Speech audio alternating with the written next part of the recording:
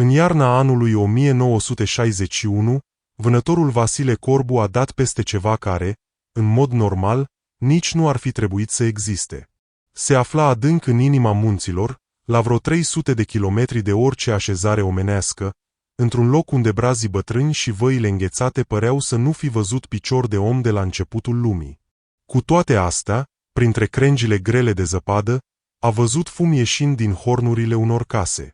Pe hărțile lui, locul acela era complet alb.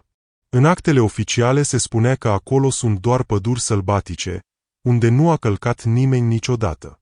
Dar fumul era cât se poate de real, la fel și mirosul de lemne arse care plutea în aerul tăios de munte. Vasile s-a oprit pe loc, nevenindu-i să creadă ce vede. În fața lui se întindea un sat cum nu se poate mai obișnuit. Grădini, hambare, o fântână și chiar o mică prisacă de albine. Dar cel mai tare l-au uimit oamenii. Bărbați îmbrăcați în haine făcute de ei, femei cu prunci la piept și bătrâni care stăteau pe prispă și se bucurau de soare. Se uitau la străinul apărut din codru cu atâta mirare, de parcă ar fi picat din cer. Această întâlnire venea după 20 de ani de liniște totală. 2 decenii în care 12 oameni trăiseră într-o lume care era doar a lor. Își construiseră totul cu mâinile lor, își făcuseră propriile rânduieli și își crescuseră copiii fără să știe că există o altă viață dincolo de munte. Ca să înțelegem cum s-a putut una ca asta, trebuie să ne întoarcem în acea dimineață de aprilie din anul 1941, când a început toată nebunia. Un grup de 300 de deținuți mergea pe un drum de țară plin de noroi, spre o tăiere de lemne. Primăvara transformase drumul într-un chin. Roțile căruțelor rămâneau înțepenite în noroi, iar oamenii mergeau cu picioarele în noroiul rece ca gheața. Gardienii înjurau și îi loveau cu pușca pe cei care rămâneau în urmă. Printre deținuți erau tot felul de oameni. Andrei Săvulescu, un fost colonel cu mare experiență, care fusese închis pe nedrept, Paul Cristian, un inginer tânăr care ajunsese acolo din greșeală, și Ștefan Moraru, un țăran care furase un pic de grâu de la colectiv ca să nu-i moară copiii de foame. Pe toți îi lega aceeași soartă. Ani grei în spatele sârmei ghimpate și o speranță mică de tot că se vor mai întoarce acasă. Dar în acea zi, unora le-a venit o altă idee. Săvulescu, care simțea imediat când lucrurile nu merg bine, a văzut că gardienii erau rupți de oboseală și nu mai păzeau cum trebuie. Drumul lung îi dărâmase pe toți și nu mai aveau chef de nimic. Natura se trezea la viață în jur, iar asta le-a dat și lor un strop de putere. Când s-a oprit peste noapte într-un sat părăsit, Săvulescu a vorbit pe furș cu câțiva tovarăși. Ideea lui era curată nebunie, dar toți înțelegeau că o altă șansă nu mai prind. Noaptea a început un viscol cumplit. Zăpada cădea cu găleata, iar vântul urla de te treceau fiorii. Nu vedeai la 2 pași. Gardienii s-au băgat într-o cămăruță să se încălzească cu niște băutură găsită prin sat, iar deținuții stăteau claie peste grămadă într-un grajd rece. Atunci a dat Săvulescu semnalul. 12 oameni s-au strecurat afară printr-o gaură din spatele clădirii. Aveau la ei doar niște pesmeți, o busolă pe care Paul reușise să o fure de la un paznic, câteva unelte și un vis mare, să dispară în așa fel încât să nu-i mai găsească nimeni niciodată. Au mers toată noaptea prin zăpadă, s-au împiedicat de rădăcini și s-au zgâriat în mărăcini. Fiecare pas era o greutate, dar nu aveau voie să se oprească. Spre dimineață, viscolul s-a mai potolit și atunci au înțeles că ajunseseră adânc în inima pădurii. În spatele lor, singura urmă rămasă fusese deja acoperită de zăpadă. În față se întindea doar codrul nesfârșit, unde te puteai pierde cu totul. Primele săptămâni au fost cele mai grele, un adevărat chin. 2 dintre fugari nu au mai putut să țină pasul. Teodor Neagu, fostul învățător, un om mai în vârstă care fusese slăbit de ani de închisoare, a făcut o boală grea la plămâni. În a 3-a noapte, pe când stăteau înghesuiți într-o gaură săpată în zăpadă, bătrânul s-a stins din viață. A înghețat de moarte înainte să răsară soarele. Alexandru Goga, un băiat tânăr și plin de viață, și-a găsit sfârșitul în a 5-a zi. Din cauza oboselii, a alunecat într-o prăpastie adâncă și s-a zdrobit de stânci. Ceilalți 10 i-au îngropat în pământul înghețat, folosindu-și mâinile goale, apoi au mers mai departe cu inima strânsă. Fiecare zi era o luptă pentru viață. Mâncau coajă de copac, vânau veverițe cu niște capcane făcute de ei, beau apă din zăpada topită și se rugau la Dumnezeu, chiar dacă mulți își pierduseră speranța în anii de temniță. După o lună de rătăcire, au dat peste o bază părăsită a unor oameni care cercetaseră muntele cu ani în urmă. Erau acolo câteva barăci dărăpânate, niște scule ruginite și o grămadă de bușteni. Pentru ei, locul acela a fost ca un noroc picat din cer. Săvulescu, care devenise liderul lor natural, a propus să se oprească acolo. Nu mai putem merge mult, a spus el într-o seară, în timp ce stăteau la un foc mic. Dacă ieșim la oameni, ne dau imediat pe mâna poliției. Nu avem acte, iar fețele noastre sunt pe toate listele de fugari. Mai bine rămânem aici. Ne facem viața noastră și trăim ca oamenii liberi. Cuvintele lui sunau ciudat. Să trăiești ca un om în mijlocul pustietății, fără nicio legătură cu restul lumii, părea o nebunie curată. Dar pentru niște bărbați care stătuseră ani de zile în spatele sârmei ghimpate, chiar și această libertate aspră era o minune. Paul Cristian, inginerul, a fost primul care a zis da. Știa că se va descurca cu ridicarea caselor. Ștefan Moraru, care fusese țăran la el în sat, putea să învețe pe toți cum se muncește pământul. Ion Moldovan, care fusese fierar, știa să facă orice din metal. Fiecare dintre cei 10 avea ceva de pus la bătaie. Și așa au hotărât toți să rămână. Primăvara lui 1941 a fost timpul când au început să clădească totul de la zero. Au desfăcut barăcile vechi și au început să ridice case noi, trainice și călduroase, făcute să țină o viață. Munceau de când se lumina și până se nopta, cădeau de oboseală, dar cu fiecare zi, locul acela începea să semene tot mai mult cu un sat adevărat. Paul a făcut un sistem prin care apa venea prin jgheaburi de lemn direct la case, după ce au săpat o fântână adâncă. Ion Moldovan și-a făcut o mică fierărie unde făcea cuie și tot ce mai aveau nevoie prin casă. Ștefan a curățat grădinile și a plantat cartofi, varză și morcohi din niște semințe pe care le găsiseră uitate prin magazii.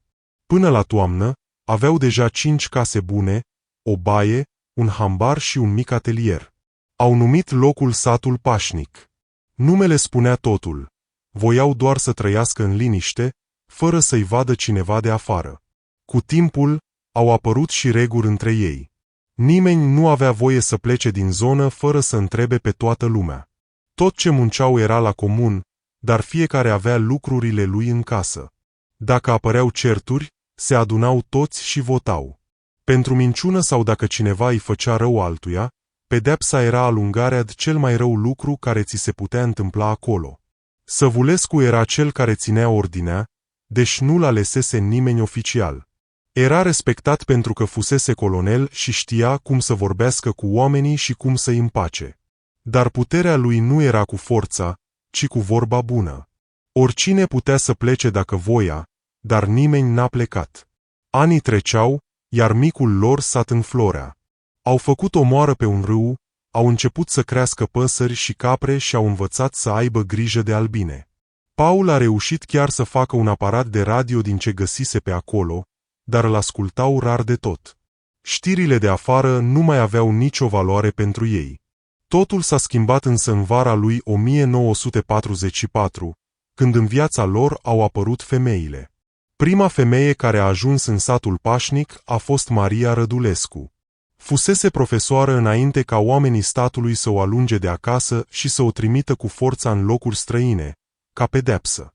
Ea reușise să scape, dar s-a rătăcit prin păduri până când nu mai putea nici să meargă. Ștefan Moraru a găsit-o leșinată în timp ce verifica capcanele pentru animale. Femeia era numai piele și os, bolnavă și aproape moartă de foame. Bărbații din sat au îngrijit-o cum au știut ei mai bine, i-au dat mâncare caldă și au ajutat-o să se pună pe picioare. După ce s-a întremat, Maria a ales să rămână cu ei. Un an mai târziu, a apărut și Ecaterina Fane, fata unor țărani gospodari care rămăsese singură pe lume după ce părinții ei se stinseseră. Prezența femeilor a schimbat totul în sat. Casele au devenit mai curate, mâncarea era mai bună, iar bărbații au început să fie mai bâlânzi unii cu alții. În anul 1946, în satul pașnic s-a auzit pentru prima dată glas de copil. Maria și Săvulescu au avut un băiat, pe care l-au numit Mihai. A fost o bucurie uriașă pentru toți, un semn că satul lor nu va muri. Copiii care au venit după el au crescut într-o lume cum nu mai era alta. Pentru ei, pădurea era singura casă, iar ceilalți oameni din sat erau ca un neam mare. Nu știau ce sunt acele acte, poliție sau legi de la oraș. Maria îi învăța să scrie și să citească folosind cărbune pe scânduri de lemn. Le spunea povești și îi învăța cum să aibă grijă de natură. Băieții învățau să vâneze și să muncească pământul alături de bărbați, iar fetele ajutau la treburile casei. Era o viață liniștită, cum nu s-ar fi crezut că se poate în acele vremuri grele. La sfârșitul anilor 40, în satul pașnic trăiau deja 18 suflete. Cei 10 bărbați de la început, 4 femei și 4 copii. Satul se mărise. Apăruseră case noi, o sală mare unde se adunau toți la sfat și o mică școală unde Maria îi învăța pe cei mici. Lumea de afară mergea înainte undeva departe, dar la ei nu ajungea aproape nimic. Uneori, la radio, mai auzeau frânturi de știri despre sfârșitul războiului sau despre cine mai conduce țara. Dar pentru ei, astea erau ca niște povești de la altă lume. Războiul lor era aici, cu gerul și cu foamea, și pe ăsta îl câștigaseră de mult. O singură dată au avut emoții mari. În vara anului 1953, un tânăr pe nume Victor s-a pierdut de grupul lui și a rătăcit prin pădure zile întregi, până când l-a găsit Ștefan. Din nou, oamenii din sat s-au întrebat ce să facă. Dacă îl lăsau să plece, riscau să spună tuturor unde sunt. Dacă îl țineau cu forța, se simțeau ca niște răpitori. Săvulescu i-a adunat pe toți la sfat. După ce s-au sfătuit mult timp, au hotărât să-i spună lui Victor tot adevărul și să-l lase pe el să aleagă. Victor a ascultat povestea lor și nu-i venea să creadă. A văzut cu ochii lui cum trăiau acești oameni. În pace, cu omenie, fără frică și fără răutatea pe care o vedeai la oraș. Când i-au zis că poate să rămână, Victor a acceptat imediat. Satul pașnic mai câștigase un om bun, iar peste puțin timp s-a legat și o nouă căsnicie. Victor s-a luat cu Ana, una dintre fetele tinere născute chiar acolo în sat. Anii 50 au fost cei mai buni ani pentru ei. Satul ajunsese la 25 de oameni. Aveau vaci, cai, grădini mari și ateliere unde își făceau singuri tot ce le trebuia. Copiii crescuseră și deveniseră tineri în toată puterea, ajutându-i pe cei bătrâni.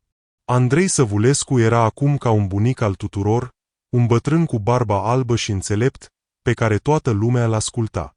El scria tot ce se întâmpla în sat într-un caiet gros. Cine s-a născut, cine a murit și ce au mai hotărât la sfatul satului. Acele foi erau dovada că se poate trăi frumos și drept dacă ai inimă bună și pui osul la treabă. Dar timpul nu stă pe loc în iarna anului 1960. S-a stins din viață Ștefan Moraru, omul care îi învățase pe toți cum se cultivă pământul și care fusese sufletul satului. Moartea lui i-a durut pe toți. Atunci au simțit cu adevărat că anii au trecut. Ei îmbătrâniseră, copiii lor voiau să vadă și ei ce e prin lume, iar viața de afară mergea înainte. După moartea lui Ștefan Moraru, în satul pașnic a început să se simtă o neliniște care nu mai fusese până atunci. Tinerii, care nu știau ce înseamnă să-ți fie frică de stat sau de închisoare, au început să pună întrebări. Oare cum arată restul lumii? Ce fel de oameni sunt prin orașele mari de care ne povestesc bătrânii? Cum e viața acolo unde sunt mulți oameni la un loc? Maria, fata lui Săvulescu, a fost prima care a spus-o pe șleau. Voia să plece, să vadă și ea ce e prin lume, să admire orașele despre care auzise atâtea. Și alți tineri au început să o susțină. Pentru prima dată în 20 de ani, în sat au apărut discuții aprinse. Cei bătrâni nu voiau nici să audă. Ei nu uitaseră de unde fugiseră și știau bine că, pentru cei de la oraș, Ei erau tot niște fugari fără niciun act la mână.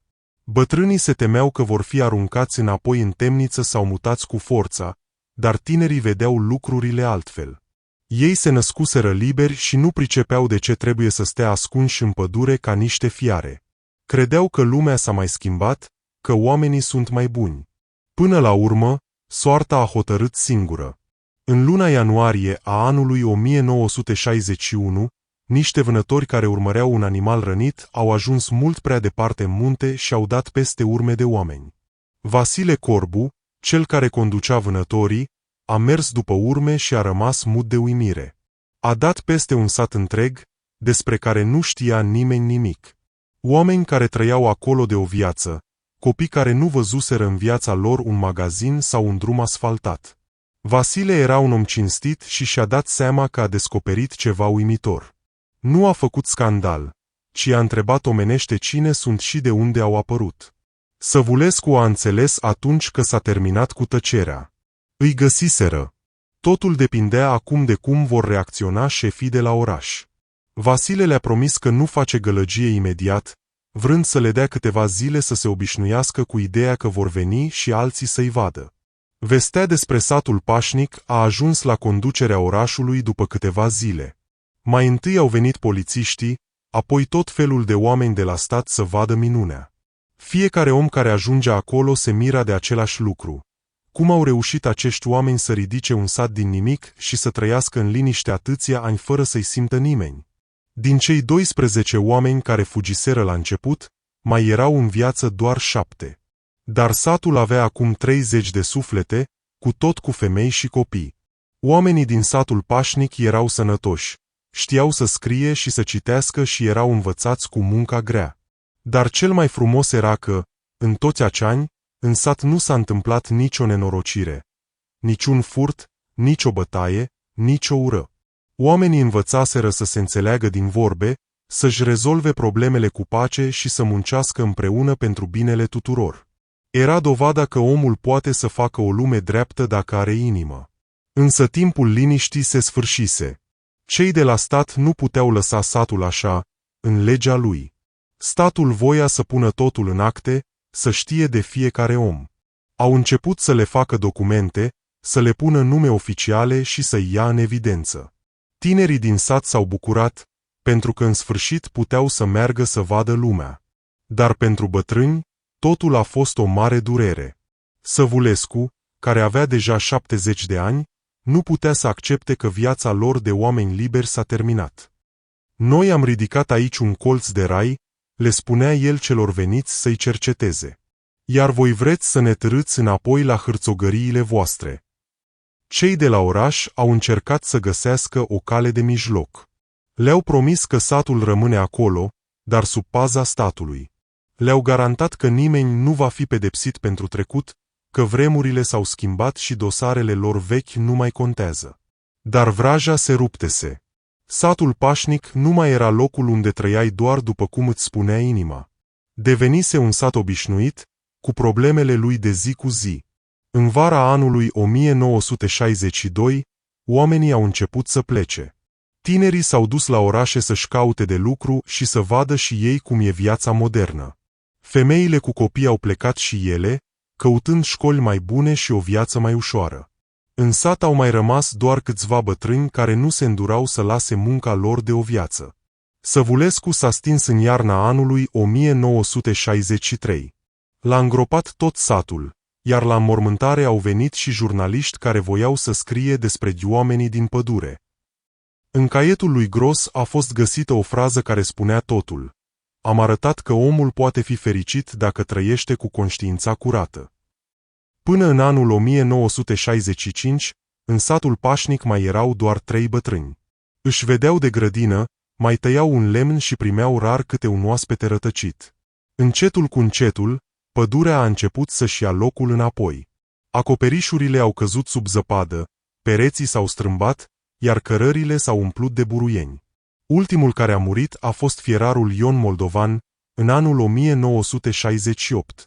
L-au găsit primăvara niște vecini dintr-o comună de mai departe, care mai treceau să vadă ce mai face. Era liniștit în patul lui, cu un zâmbet pe față, iar lângă el stătea caietul cu amintirile lui cele mai frumoase. Azi, din satul pașnic au mai rămas doar câteva bârne putrezite și o placă pusă de stat. Pe ea scrie: aici, între anii 1941 și 1968, a fost satul pașnic, o așezare începută de niște oameni care au căutat libertatea. Dar cel mai frumos monument este povestea lor, pe care oamenii o spun mai departe. Povestea celor 12 suflete care au fugit de la rău și au reușit să ridice în pustietate o lume dreaptă și plină de omenie. O lume unde nu a fost loc de hoție sau de trădare, care a durat 27 de ani și care ar fi putut dura mereu, dacă viața de afară nu i-ar fi găsit. Copiii și nepoții lor sunt acum peste tot în țară. Unii sunt ingineri, alții profesori sau muncitori, dar toți le povestesc copiilor lor despre satul pașnic. E dovada că poți să fii om și să fii fericit chiar și în cele mai cumplite vremuri, dacă ai lângă tine prieteni de nădejde și o inimă curată.